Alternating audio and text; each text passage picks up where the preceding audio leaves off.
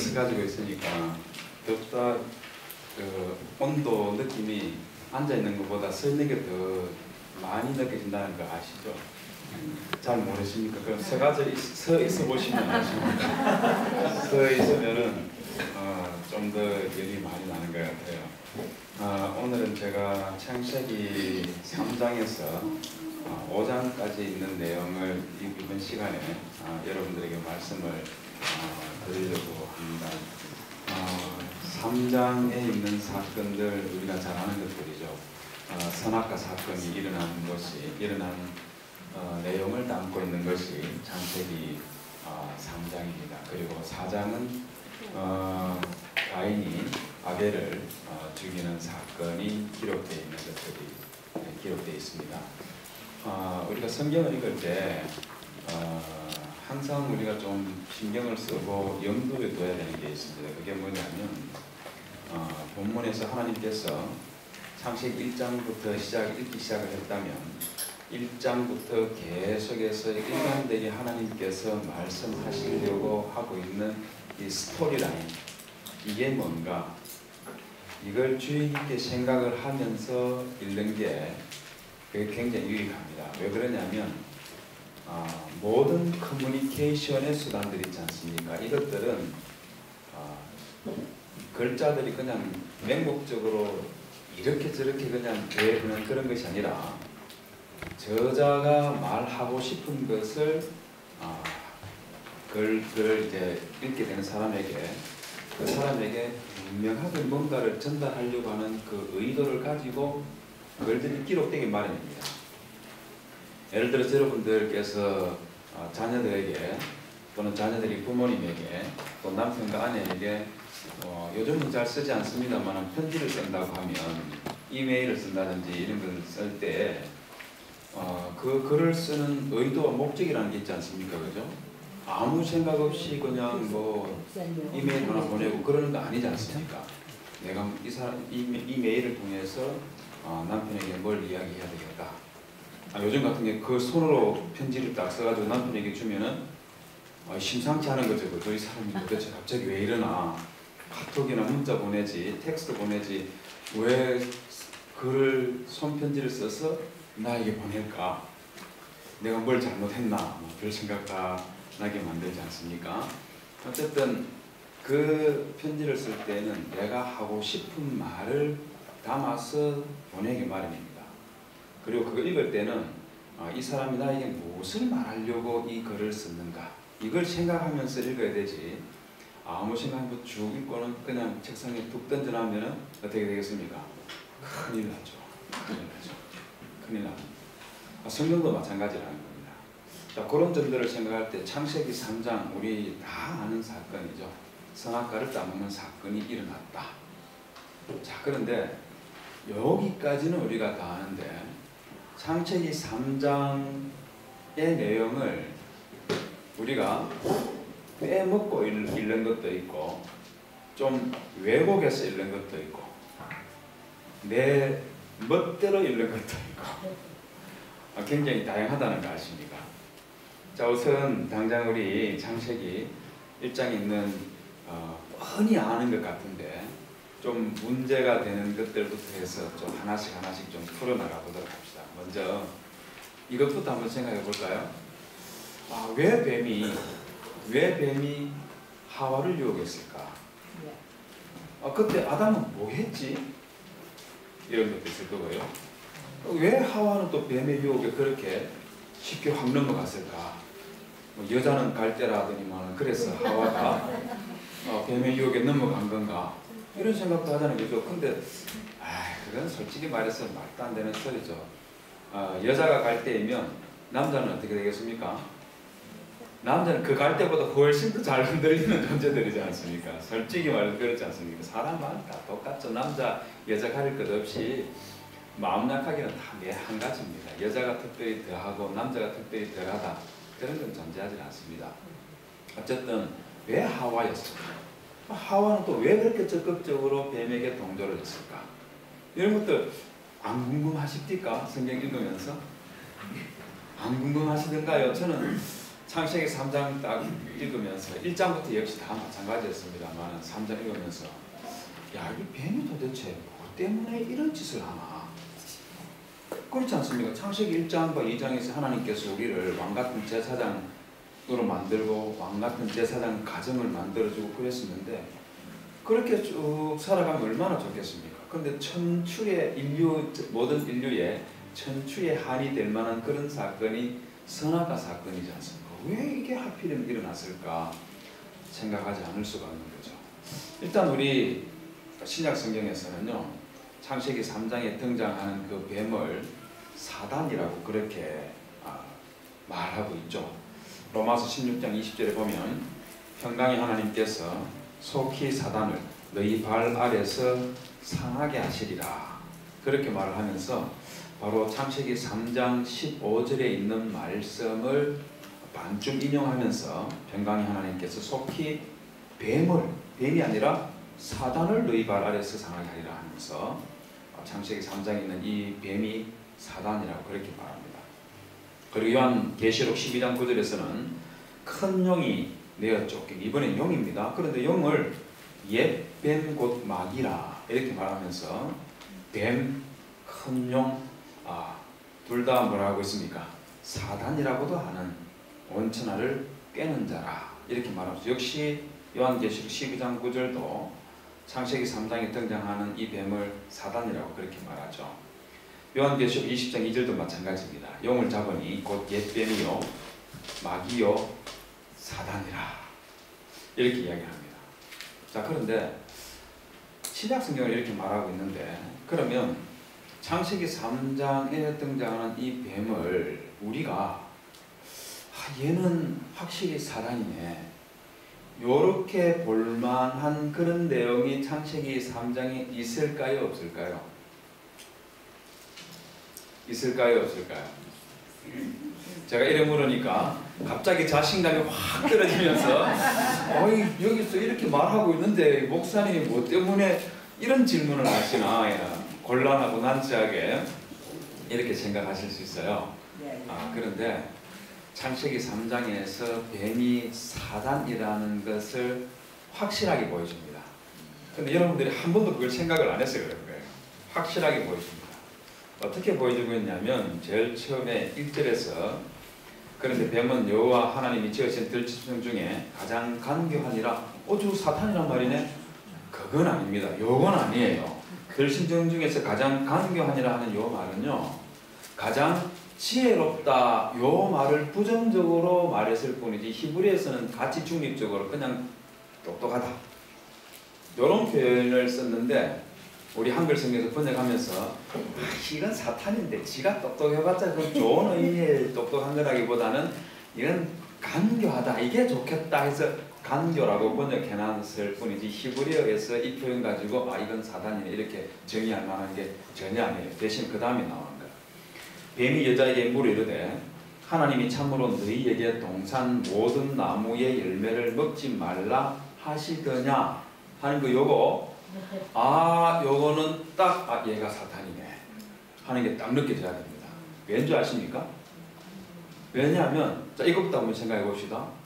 이 뱀이 하나님께서 아담에게 동산에 있는 모든 실과의 나무를 따먹되 선악을 알게 하는 나무의 열매는 따먹지 말라 하는 것을 이 뱀이 어떻게 알았죠? 어떻게 알았을까요? 왜냐하면 창세기 1장의 순서를 보면은 짐승이 먼저 만들어지고 그 다음에 사람이 나중에 만들어지지 않습니까? 근데 창세기 2장에서는 아담이 먼저 만들어지고 그리고 난 다음에 동물들을 만들어서 아담에게 데려가지 않습니까? 순서가 바뀌었어요. 그러니까 하나님께서 아담에게 선악을 알게 하는 나무의 열매뿐만 아니고 동산에 있는 나무의 열매를 먹어라 먹지 마라 이 말할 때 하나님께서 아직까지 동물들을 만들기 이전에 그 말씀을 하신 거예요. 그런데 이 뱀이 이걸 어떻게 알았죠? 어떻게 알았을까요? 생각해 봐야 되겠죠. 자, 이건 뭘 의미하느냐면요. 이 뱀은 뱀이 아니고 하나님의 보좌를 지키는 그 천사인데 그 중에 하나가 하나님께서 아담에게 말할 때 그때 함께 있으면서 들었다 하는 것을 보여주는 것입니다. 그래서 그 뱀이 그 천사가 뱀의 모습으로 아담에게 하와에게 나타났을 뿐인 것이지 그 이전에 이미 들었을 것을 들었다 하는 것을 암시를 해주는 것이죠. 자, 그런데 여기에만 그치는 것이 아니라 사단이 하는 말을, 뱀이 하는 말을 보면은요, 교묘하게 하나님의 하신 말씀을 뒤틀고 있어요.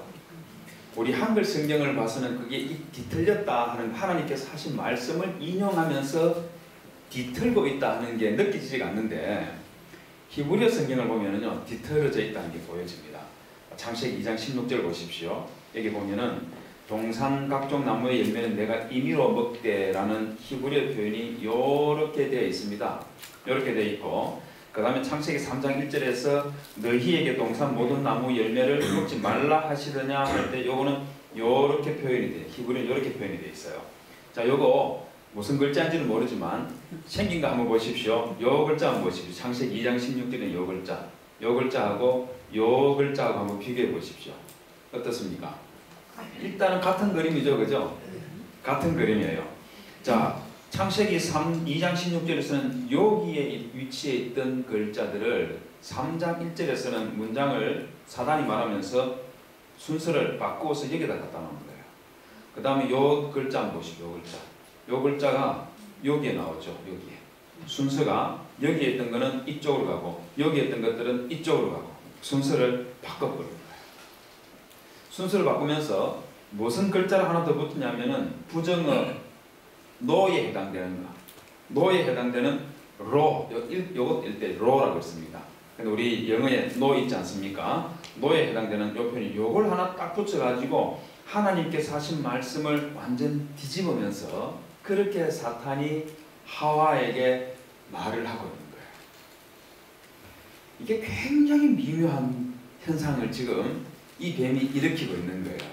그 다음에 두 번째 무엇을 통해서 또 이 뱀이 사탄이라는 것을 알 수가 있냐면 4절에서 보면 뱀이 여자에게 이렇게 말합니다. 너희가 결코 죽지 아니하리라. 요게 사탄이라는 것을 보여주는 표시예요. 왜 그런지 아시겠습니까? 선악과를 알면 하나님께서는 뭐라 했습니까? 죽는다고 했죠. 뱀은 지금 그걸 안 죽는다 했습니다. 그러면은 그냥 안 죽는다 이게 아니고 이게 무슨 의미가 되느냐면 하나님께서 너희들 선악과 먹어도 안 죽는데 죽는다고 하나님이 너희들에게 거짓말한 거야. 하나님이 거짓말쟁이라고 이렇게 둔갑되는 순간이라는 걸 느껴지시겠습니까? 하나님이 거짓말쟁이라는 겁니다. 왜 하나님이 거짓말했는데? 5절에 너희가 그것을 먹는 날에는 너희 눈이 밝아져 하나님과 같이 되어 선악을 알 줄 하나님이 아심이니라 이렇게 말하면서 하나님처럼 되는 것을 선악을 아는 일에 하나님처럼 되는 것을 싫어해서 그래서 너희들 선악과 따먹어도 죽지 않는데 죽는다고 거짓말을 한 옹졸한 분이셔. 요렇게 싹둔갑을 시키는 거예요. 자, 그래서 이것 때문에 요한복음 8장 41절에서 45절에 보면 예수님께서 유대인들하고 논쟁을 하면서 이런 말씀하십니다. 너희는 너희 아비 마귀에게 났으니 저는 마귀는 말입니다. 처음부터 살인한 자요. 무슨 사건을 두고 이야기할 것 같습니까? 가인이 아벨을 죽인 그 사건을 두고 이야기하는 거예요. 저가 거짓말쟁이요. 사단은 거짓말쟁이라는 겁니다. 뭘 두고 이야기할 것 같습니까? 바로 금방 봤던 요것 때문에 예수님께서 저가 거짓말쟁이요 거짓의 아비가 되었음이니라 이렇게 말하면서 사단이 했던 그 말들 하나님을 거짓말쟁이로 몰아갔던 이 행위를 이야기하는 거예요. 제가 여러분들 창세기 3장에 뱀이 사단인 것을 보여주는 확실한 증거가 있다고 이렇게 말할 때 여러분들 무슨 생각했는지 잘 모르겠어요. 아마 여기에 막 뱀이 막 초능력 발휘하고 하늘로 날아다니는 그런 걸 뭘 했나 이런 생각 하셨는지 모르겠는데 여러분 그런 걸 통해서 사탄이라는 것을 증명하는 게 아니에요. 사탄이 어떤 존재인지 무슨 말을 하고 무슨 행동을 하는지 이게 중요한 거지. 우리가 보기에는 막 워낙 이 영화들을 많이 봐가지고 뭐 동상 영화에서 말입니다. 막 이 사라졌다가 나타났다가 하고 뭐 하늘 저 멀리 날아가서 막 평평볼 쏘고 이래 해야지 뭐 악당 맛이 나는데 그걸 기대하시면 안 돼요. 그런 생각하시면 안 되는 겁니다. 일단 이런 모습들이 바로 사단이라는 것을 보여준다는 거죠. 그 다음에 이제 아까 제가 던졌던 질문 중에 하나였던 사단은 왜 하와를 유혹했을까 하는 것, 이걸 생각해 봐야 되겠죠. 사단이 왜 하와를 유혹했을까? 사단이 하와를 유혹할 때 아담은 어디에 있었을까? 어디에 있었을까요? 아담이 어디에 있었을까요?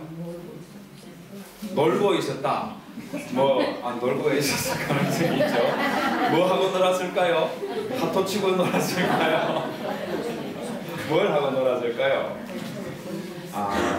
일반적으로 우리 현대 기독교인들은요, 그 선악과 사건 이걸 이야기를 하면은 누구의 영향을 제일 많이 받느냐면은 밀턴의 신라군 있죠. 그 영향을 너무 많이 받고 있어요. 근데 그거 많은 부분이 틀린 것들입니다. 그건 거의 소설에 가까운 것들이지 성경에서 말하는 것을 그대로 기록한 게 전혀 아닙니다. 그럼에도 불구하고 우리는 밀턴의 신라군의 영향을 받아가지고 마치 신라군에서 말하는 그런 것처럼 사탄이 막 하나님께 반역을 해서 막 하늘에서 하나님을 받은 전쟁을 막 치르고 그러다가 쫓겨나가지고 어쩌고 저쩌고, 그건 밀턴의 이야기고 성경의 이야기 전혀 아니에요. 그런데 보면 또 이제 또 뭐가 있냐면, 그때 아담은 뭘 했느냐? 동산을 돌보기 위해서 하와는 선악과 그 근처인데 거기 있었고, 아담은 충성되게 하나님의 에덴 동산을 돌보러 있어서 다니는 바람에, 그러는 바람에 사단이 하와를 유혹하는 것을 보지 못했고, 그래서 이 사단이 났다. 이런 생각들을 해요. 그렇죠, 그죠? 안 그렇습니까? 그래서 많은 사람들이 그때 아담이 하와 옆에 있었더라면, 그것도 한국 남자가 그 옆에 있었더라면은 100% 이 사단을 물리치는 건데 그 뱀을 잡아서 먹을 수가 있다, 뭐 이런 생각들을 하는 사람도 있는 거예요. 그게 해병대가 있었더라면 그건 확실했다, 뭐 이런 생각을 하는 거예요. 근데 이거 완전히 소설이에요. 소설이에요. 왜 소설이냐면, 여러분, 뱀이 하와를 유혹할 때 하던 그 자리에 아담은 하와와 함께 있었습니다. 처음 듣는 소리입니까? 그러니까 문제라는 거예요. 우리 성경 한번 볼까요? 제가 지어내는 것이 아니라 창세기 3장을 그대로 보여드릴게요. 자, 여기 보십시오. 뱀이 하는 말 보십시오. 뱀이 여기 보십시오. 뱀이 여자에게 물어 이르되, 하나님이 참으로 너희에게라고 했습니다. 뭐라 했습니까? 너에게라고 했습니까? 너희에게라고 했습니다. 너희는 단수입니까? 복수입니까? 복수이죠. 맞습니까? 너희에게라고 말하고 있어요. 그 다음에 여자가 뱀에게 말하되, 동산나무의 열매를 누가 했습니까? 내가 먹을 수 있으나 했습니까? 아니면 우리가 먹을 수 있으나 했습니까? 우리는 복수이죠. 대화 속에 너희와 우리로 계속 오고 가고 있는 건 느껴지십니까? 그 다음에 또 볼까요? 동산 중앙에 있는 나무 열매는 하나님 말씀에 뭐라 했습니까? 너희라고 했고, 만지지도 말라, 너희가 죽을까 하노라 하셨느니라. 뱀이 여자에게 이르되 너희가 결코 죽지 아니하리라면서 시종일관 복수로 말하고 있어요. 근데 복수로 말하면 이거 당연히 이 복수에 해당되는 사람이 아담과 하와 둘 아닙니까? 근데 왜 아담은 빼버리죠? 왜 빼버리죠? 이거 간단합니다. 이 비열한 남자들이 말입니다.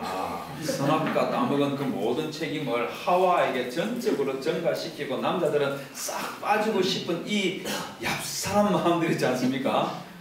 여러분, 그런 남자 만나면, 이미 다 만나버렸기 때문에 소용없습니다만, 여러분들은 그런 남자 만나면 안 됩니다. 이 며느리 있을 때 당당하게, 이건 내가 책임질게, 이래 나와야 되지. 눈치 보면서 당신 내가 하지 말라 한 거 당신이 했잖아, 이러는 남자는 여러분 지금은 너무 늦었지만 여러분 자녀들이 혹시 그러는 사람 만나고 있으면 못 만나게 해야 됩니다.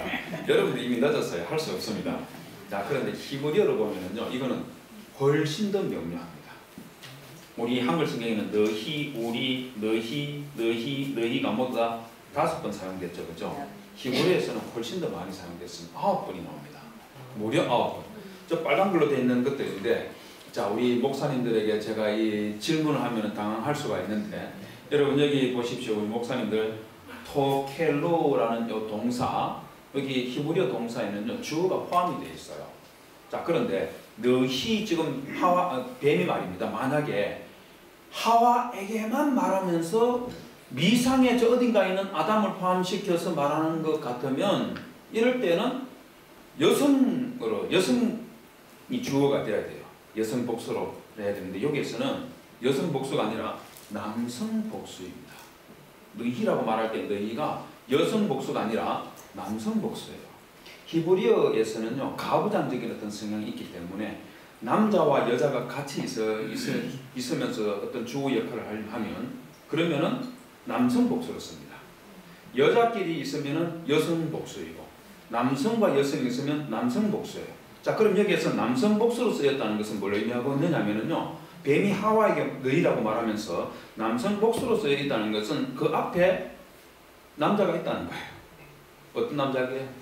어떤 남자입니까? 이 남자 누구입니까? 이 남자가 누구예요?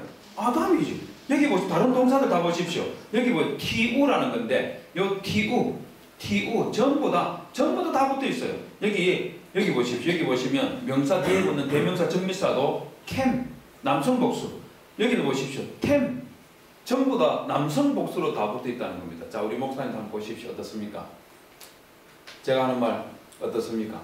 전부 다 이렇게 돼 있는데 이렇게 뻔히 이렇게 돼 있는 걸 가르쳐 놔두고 아담은 그 옆에 없었던 것처럼 그렇게 한 거는 이 비열한 남자들의 비열한 남자 신학자들의 이 해왔던 이 행태였다. 저는 그렇게 생각합니다. 제가 여기 앉아있는 우리 권사님한테 인기 점수 얻으려고 하는 게 아니고 성경에 그렇게 기록되어 있는 걸 어떻게 제가 없는 걸 지금 말하는 게 아니고 성경 자체가 그렇게 기록되어 있어요. 근데 해서 이걸 외면을 하는 거예요. 책임을 자꾸 하와에게만 전가를 시키려고. 같이 있다가 하와가 먼저 따먹은 건 맞아요. 그리고 옆에 있는 아담에게 바로 준 거지.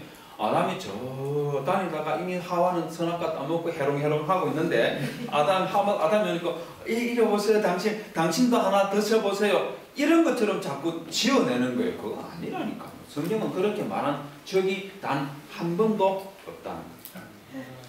자, 그 다음에 그러면 사탄은 그러면 왜 하와를 유혹을 해서 타겟으로 삼았을까 하는 것도 생각할 때 해야 되겠고, 사단이 왜 인간을 이렇게 선악과를 따먹게 해서 타락을 시키려고 시도를 했을까? 이걸 우리가 생각해야 되겠죠. 그 이유가 어디냐면요, 라이프 오브 아담 앤 이브라는 유대인들의 외경이 있습니다. 여기 보면은요 12절에서 16절에 보면은 아주 인상적인 내용이 나와요. 우리는 생각하기를 밀턴의 신라본에서 보면은요 거기에서는 어떻게 되어 있냐면 사탄이 하나님을 저항해가지고 자기 자신이 하나님처럼 되려고 막 하다가 하나님한테 패배를 당해서 지옥에 갇혔다가 울분을 삭히고 있다가 지옥에서 탈출해서 다시 하나님과 한판 붙으려고 하니까 안 되겠다. 인간부터 하나님 만드는 저 인간부터 어떻게 해야 되겠다 이러면서 지구로 와가지고 하나님께서 선악과에 대해서 아담에게 말하는 것을 엿듣고는 그리고는 선악과를 따먹게 한 것처럼 이렇게 밀턴의 신라건이 선악과 사건을 그렇게 묘사를 하고 있어요. 틀렸습니다. 전통적으로 그런 생각을 가졌어요. 저기 보면 뭐라고 했냐면 사탄이 then tells them 아담과 하와에게 that his fall from heaven 그가 사탄이 하늘로부터 떨어지게 됐던 이유가 무엇인지에 대해서 설명하는데 resulted from his refusal to worship Adam 아담에게 경배 하나님의 형상인 아담에게 월십하라는 것을 거절한 바람에 되었다 하는 것을 설명을 하기 시작하는 거예요. 그러면서 뭐라고 하냐면 미가엘이라는 천사가 나가서 모든 천사들을 불러가지고 내용이 이렇습니다. 하나님의 형상에게 경배해라. As the Lord God has instructed. 하나님이 말한 것처럼 그렇게 해라. And Michael, 미가엘 자신이 먼저 사람에게, 하나님 형상인 아담에게 경배를 하고, 그 다음에 콜 등이 사탄을 불러서 말하기를 worship the image of God, 야훼 이렇게 말했습니다. 하나님 형상인 아담에게 절해라 이렇게 말하니까 and I answered, I do not worship Adam. 나는 아담에게 절 못하겠다. 사탄이 거절한 거예요. 자, 그러자 and when Michael kept forcing me to worship, 미가엘 천사가 계속해서 사탄에게 아담에게 절해라 그렇게 재촉을 하니까 Why do you compel me? 사단이 미가엘에게 너 왜 나에게 강요를 하는데 I will not worship one inferior and subsequent to me. 나는 내보다 열등하고 나 다음에 생겨난 존재인 아담에게 절할 수 없다. I am prior to him in creation. 나는 창조에 있어서 그보다 먼저 지원받았고 before he was made. 그가 만들어지기 전에 내가 already made. 나는 먼저 만들어졌다. 그래서 he ought to worship me. 그가 나에게 경배해야 되는 거다. But if you will not worship, the Lord God will be merciful with you. 마이클이 너 계속해서 아담에게 절하는 거 거절하면, 거부를 하면 주 하나님이 너에게 화를 냈을 것이다. 그러자 사단이 뭐라 하냐면 and I said, 내가 말하기를 if he be merciful with me, 하나님이 나에게 진노하시면 I will set my throne, 내 보좌를 above the stars of heaven, 하늘 저 별들 위에 두고 will be like the most high, 지극히 높으신 자 이처럼 내가 되겠다. 이렇게 이야기하는 거예요. 자, 왜 사단이 아담을 유혹했다고 하고 있습니까? 사단에게 아담을 경배하게 했다 하는 거. 지위 문제. 자, 이건 무슨 말이냐면요. 여러분, 구원 역사에 있어가지고, 구원 하나님께서 만든 피조물들이 있어서 하나님께서 제일 높으신 분이고, 그 다음에 인간이지 않습니까? 그 다음에 동물이잖아요. 요 천사는 사람하고 동물하고 그 사이에서 사람을 섬기는 존재입니다. 이렇게 섬기는 존재로 만들어진 이것을 천사가 왜 내가 사람을 섬기는 존재가 돼야 되는지 이게 싫어가지고 사탄이 반란을 일으켰다. 그렇게 지금 나오는 것들이죠. 그러면 유대인들이 외경에서는 이렇게 말하고 있는데 성경에서는 근거가 있느냐? 근거가 있습니다. 유사한 내용이 있어요. 어디 있느냐면 에스겔 28장 13절 보십시오. 여기 보면 네가 옛적에 하나님의 동산 에덴에 있어서 여기에 내가 누구겠습니까? 여기 너는 기름 부음을 받은 덮는 그룹임이여. 사단이 되던 그 천사를 말하는 겁니다. 자, 이 천사가 하나님의 성산 에덴 동산에 있었다고 그렇게 말하고 있어요. 그래서 자, 보십시오. 하나님의 동산 에덴 동산에 있으면서 하나님께서 아담에게 선악과와 관련해서 에덴 동산에 있는 과일과 관련해서 그렇게 말할 때에 얘가 같이 들은 거예요. 함께 같이 듣고 있는 겁니다. 자, 그런데 너 덮는 거루가 그럼 내가 너를 더럽게 여기서 어디에서 쫓아냈다고 하고 있습니까? 저 천국에서 쫓아냈다 안 해요. 어디에서 쫓아냈다고 하냐면 하나님의 산이 어디겠습니까? 하나님 산이 어디겠어요? 에덴 동산. 에덴 동산에서 쫓아냈다 그렇게 말하는 거예요. 자, 왜? 네가 아름다움으로 마음이 어떻다고요? 교만하여졌어.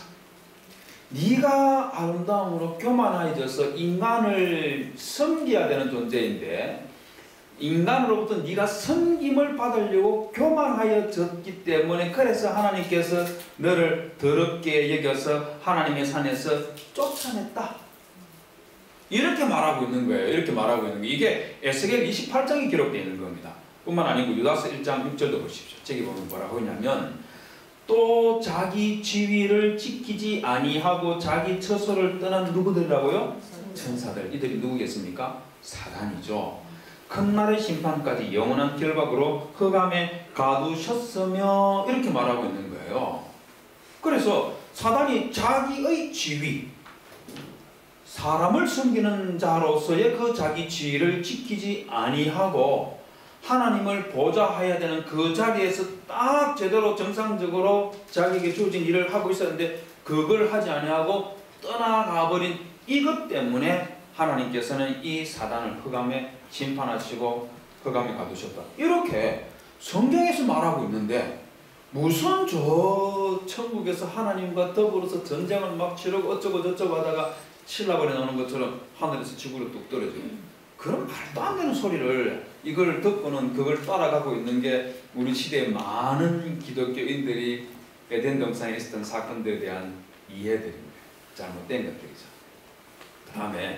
그 다음에 이제 사탄은 인간에 대한 숭배, 인간에게 절하라는 것, 경배하라는 것, 인간을 섬기는 존재인데 그게 싫어가지고 반란을 일으키게 됐다.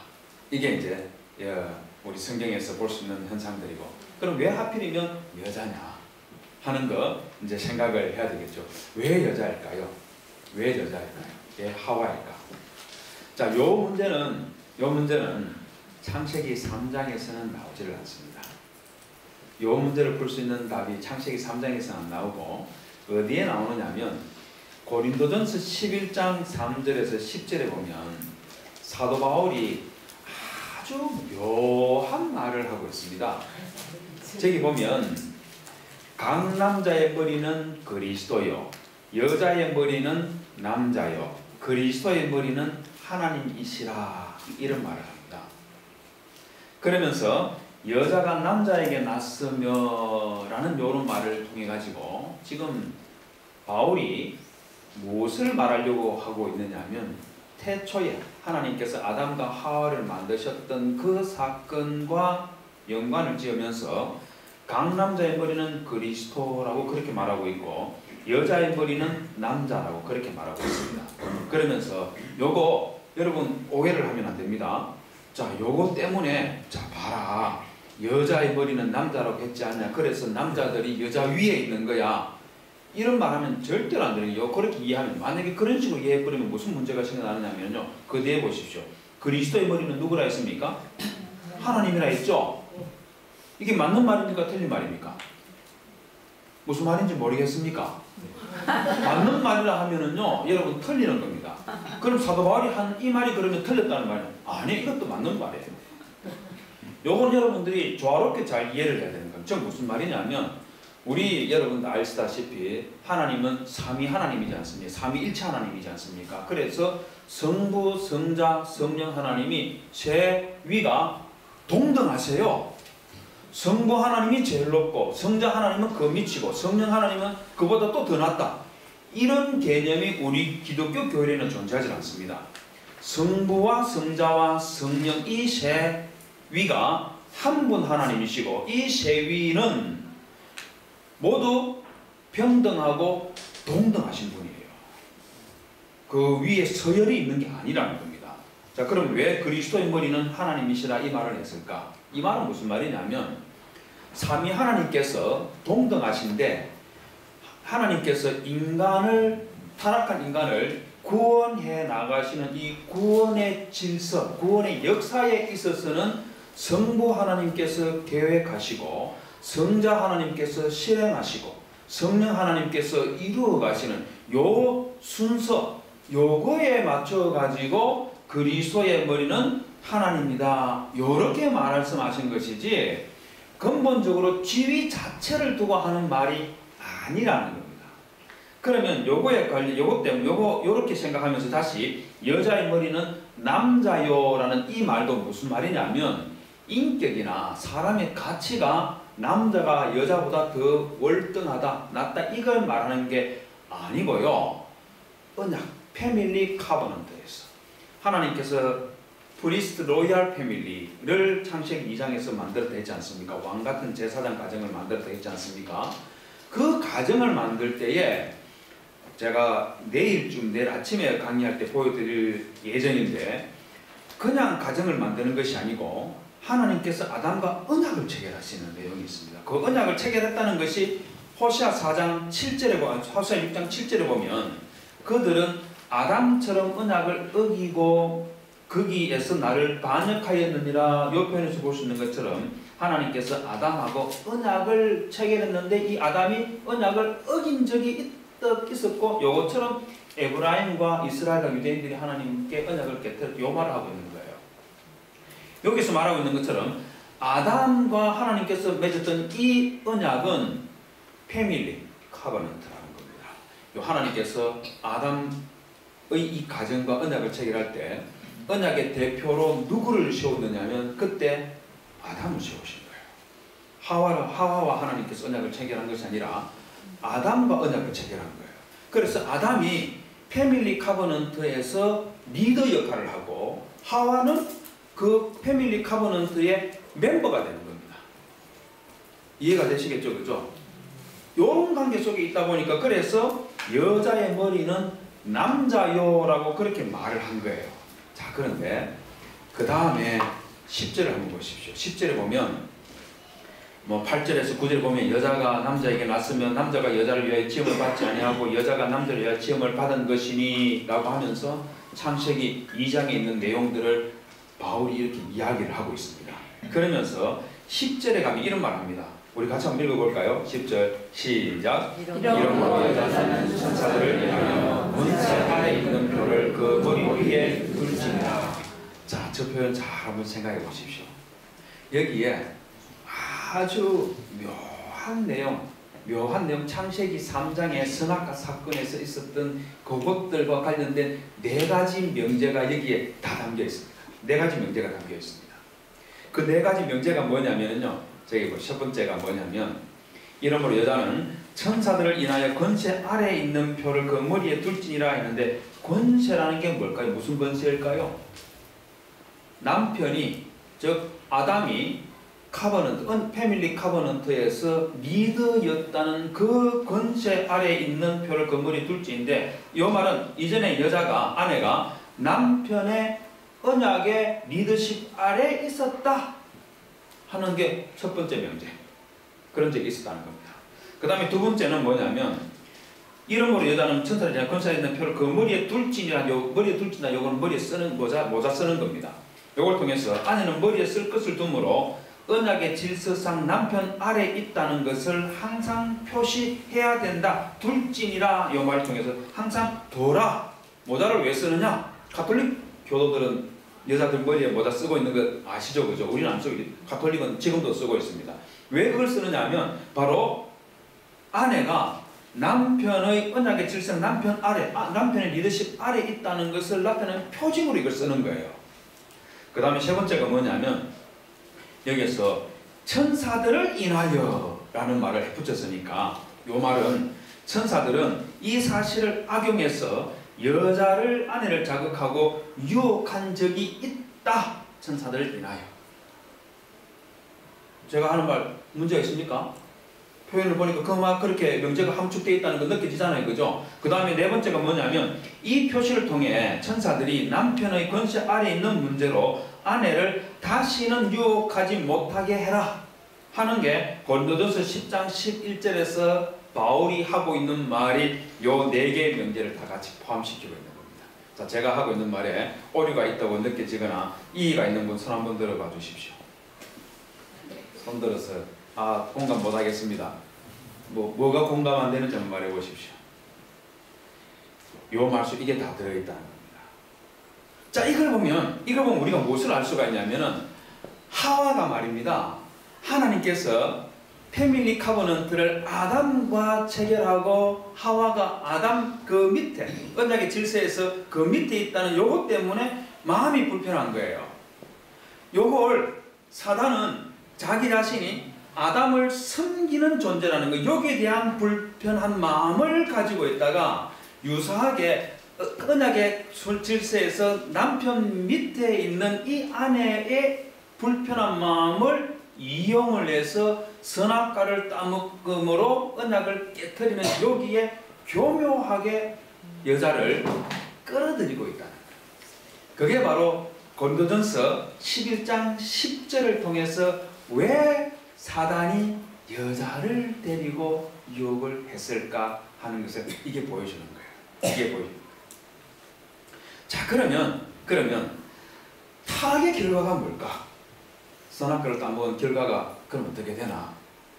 많은 문제가 일어났죠. 그죠? 우리 서열이 문답 제16문, 17문, 18문까지 그렇게 됐었죠. 이야기해 주는데 여러분 한번 다 보신 적 있죠? 그죠?